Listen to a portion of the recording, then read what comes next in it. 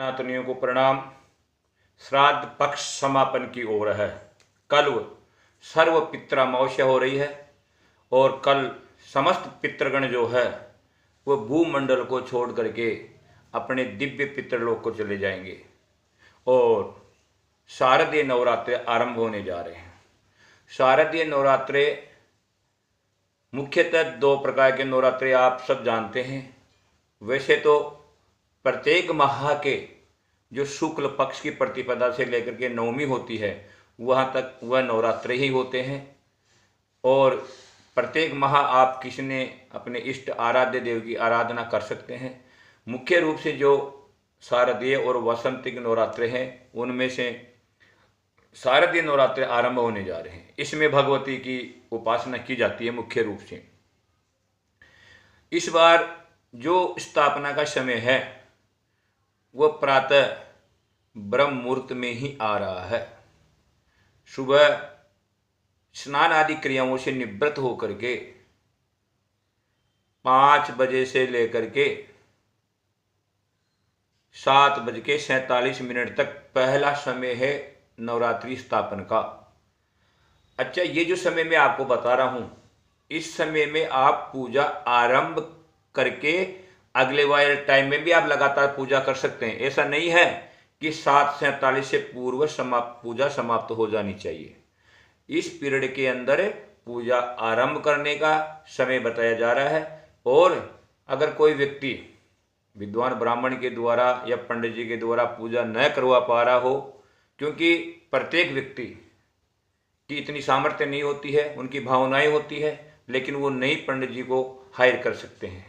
तो ऐसे लोगों को क्या करना है, सुबह जगह पवित्र करके और पोंछा ओछा लगा करके चौकी लगावे। चौकी के पास में एक मिट्टी की जो पवित्र मिट्टी होनी चाहिए, ऊपर वाली मिट्टी हटा करके नीचे से मिट्टी निकाल करके वो मिट्टी आप लेके आवे और उस मिट्टी की एक वेदी बनावे। उसमें जौ डाल करके उस मिट्टी को मिक्स करें और उसी के ऊपर अपनी श्रद्धा के अनुसार आप कलश स्थापित करें। श्रद्धा से तात्पर्य मेरा यह है कि जो व्यक्ति स्वर्ण का कलश लगा सकता स्वर्ण का लगावे, चांदी का लगा सकता चांदी का लगावे, तांबे का लगा सकता तांबे का लगावे, या पित्तल का लगा सकता पित्तल का लगावे। अन्यथा मिट्टी का जो कलश होता है वो पानी का भर करके उस जो मिट्टी की वेदी बनाते हैं आप उस पर स्थापित करें और उसके अंदर सुपारी, रोली, पंचपल्लव का तात्पर्य पेड़ के पत्ते, जैसे आम के पत्ते हो गए, अशोक के पत्ते हो गए, दुर्वा, एक सिक्का भी उसमें डालें और थोड़ा बहुत धान्य, चावल हो गए या मूंग हो गए, वो भी उसमें डालें और डाल करके उसके ऊपर एक पात्र रखें जिसमें फिर आप चावल या मूंग डाल सकते हैं और फिर श्रीफल, नारियल, जिसका जो मुंह है वो आपकी तरफ देखता हुआ होना चाहिए, उस कलश के ऊपर स्थापित करें और एक वस्त्र से उसको आच्छादित कर दें और उसके ऊपर बाजू में एक चौकी स्थापित करें। चौकी के ऊपर लाल वस्त्र बिछा करके उस पर आप भगवती का फोटो लगा सकते हैं और किसी के पास पाषाण की मूर्ति हो तो वो रख सकते हैं, विराजमान कर सकते हैं, या कोई कागज पे चित्र है भगवती का तो वो भी लगा सकते हैं और उसको स्थापित करके दीपक जला करके अपनी आराधना आरंभ कर सकते हैं। और 9 दिन तक के लोग क्या करते हैं कि अष्टमी के रोज ही जुआरे उठा देते हैं। महाराज हम तो अष्टमी पूजते हैं और अष्टमी कोई चौकी भी हटा देते हैं और व्रत भी समापन कर देते हैं। आपकी श्रद्धा हो सकती है लेकिन ऐसा नहीं होता है। नवरात्रि का तात्पर्य है कि 9 दिन तक आपको लगातार व्रत करना है। अगर आप अष्टमी पूजते हैं तो अष्टमी पूजिए, अष्टमी के रोज ज्योत देखिए और भगवती की आराधना कीजिए अपनी कुलदेवी की।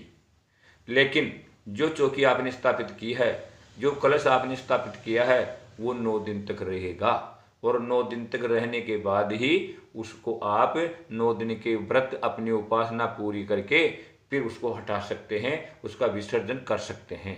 9 दिन तक रखना चाहिए। अब आता है दूसरा समय।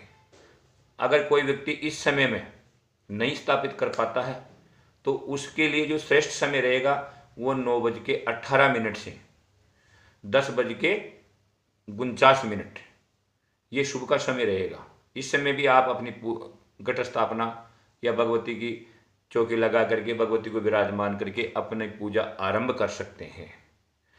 इसके बाद जो समय आएगा वो आएगा अभिजित। अभिजित जो समय है वो 11:55 से 12:49 तक रहेगा। ये सर्वश्रेष्ठ टाइम है, क्योंकि सुबह वाला जो समय मैंने बताया वो सर्वश्रेष्ठ है। और दूसरा जो समय है वो है अभिजित। जो व्यक्ति अपनी व्यवस्थाओं के अनुकूल, जिनको जो समय सूटेबल लग रहा हो वो समय लेवे, उस समय में अपनी स्थापना करें। लेकिन 2 श्रेष्ठ टाइम हैं, एक तो पहले वाला और एक अभिजित वाला। इन समय में आप अपनी पूजा आराधना करके आरंभ कर सकते हैं और घट स्थापना करके 9 दिन की उपासना कर सकते हैं। जिसको जिस भगवान में आस्था है, जिसका जो इष्ट है, उसी की उपासना उसको करना चाहिए अथवा भगवती की आराधना करनी चाहिए।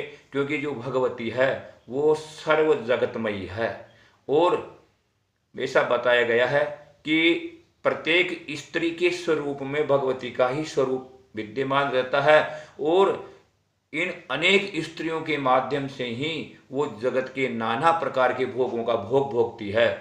तो इस 9 दिन में आप पूजा आराधना करते हुए, भगवती की विशेष आराधना करते हुए अपने आप का कल्याण कर सकते हैं और अपने परिवार का कल्याण कर सकते हैं। क्योंकि ऐसा करने से घर की जो नेगेटिव एनर्जी है, घर में जो आदि व्याधि बनी रहती है, किसी प्रकार का कलह बना रहता है, उनसे आपको आराम मिलेगा और उनसे आपको छुटकारा मिलेगा। विशेष रूप से आपको भगवती का जो कोई कुछ जाने नहीं जाने, भगवती को प्रणाम करना है और ये मंत्र अवश्य बोलना आपको। ओम नमो देव्यै महादेव्यै शिवाय सततम नमः।